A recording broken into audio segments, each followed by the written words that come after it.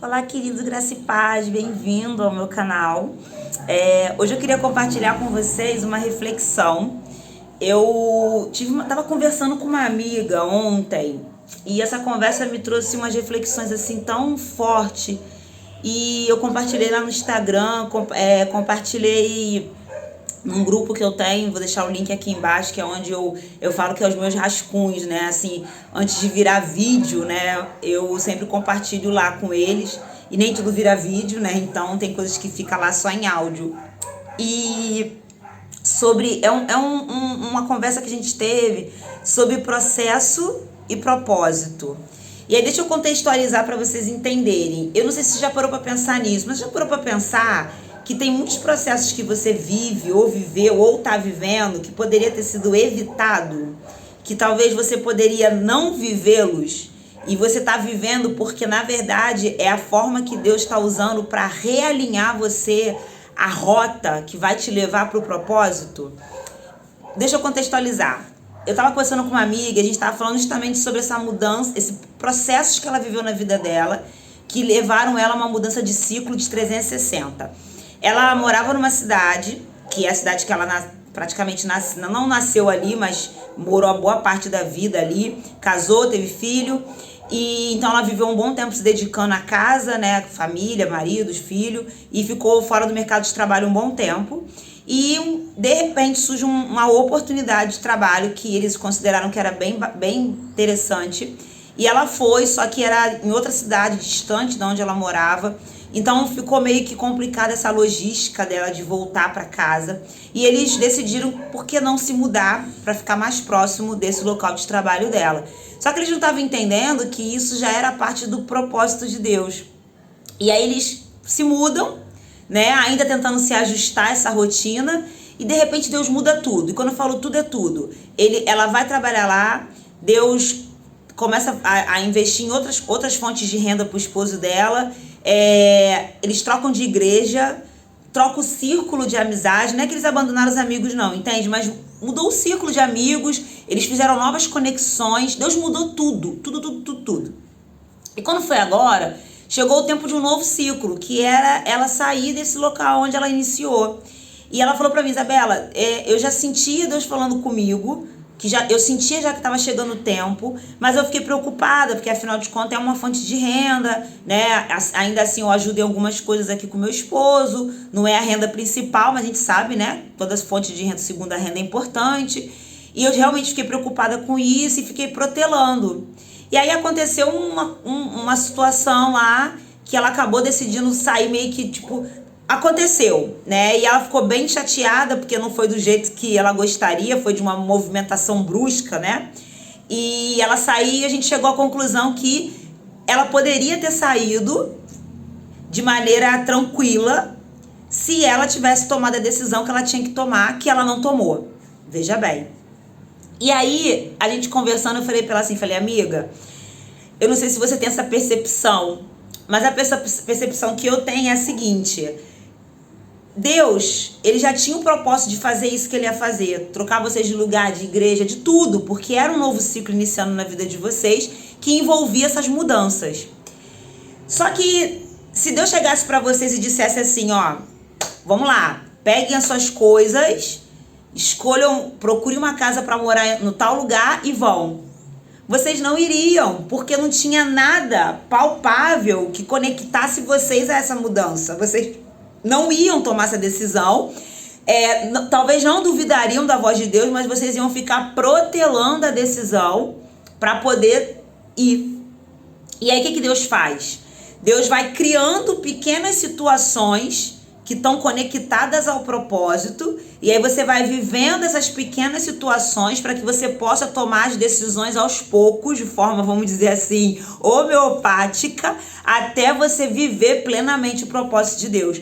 E aí a gente ficou pensando sobre isso, e eu fui dormir pensando sobre isso, falei, Senhor, quantos processos não podem ser evitados na nossa vida? E aí quando a gente vai para a Bíblia, né, porque eu sempre gosto de, né, ir para versículos da palavra, e aí eu fiquei meditando sobre isso, aí eu lembrei primeiro de Abraão, porque a Bíblia fala que Deus, ele dá uma direção para E Abraão simplesmente pega as coisas e vai.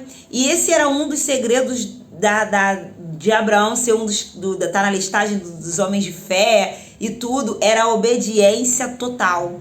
Abraão era um homem que obedecia plenamente. Ele não obedecia depois, ele obedecia na hora que Deus mandava. Sem pestanejar, ele executava as direções de Deus.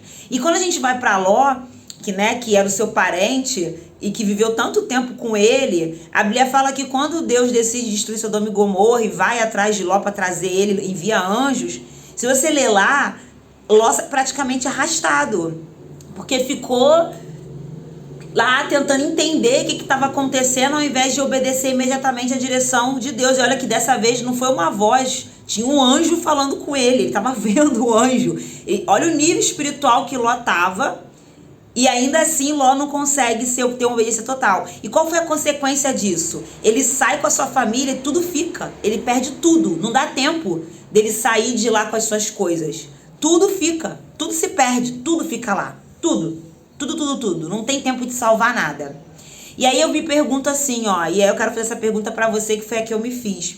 Quantas coisas vai ser preciso você perder pra você obedecer o que Deus está mandando?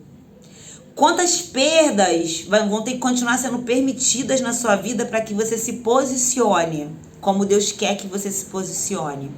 E aí eu acho interessante que a gente vê... Aí eu lembrei de Jonas também. Deus deu uma direção para Jonas e Jonas decidiu fazer totalmente diferente. Ele tomou uma decisão contrária do Senhor.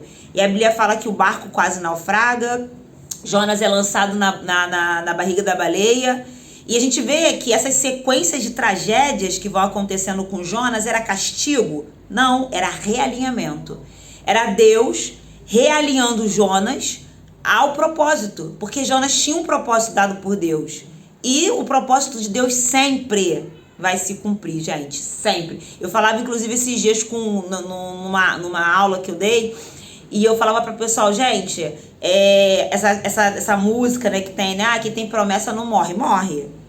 Promessa pode deixar de se cumprir, mas o propósito de Deus nunca se deixa. Isabela, como assim? Toda promessa está conectada a um propósito. Ela tem um porquê dessa promessa ser manifestada. Uma promessa não acontece só por causa de você, porque Deus te ama muito. Não.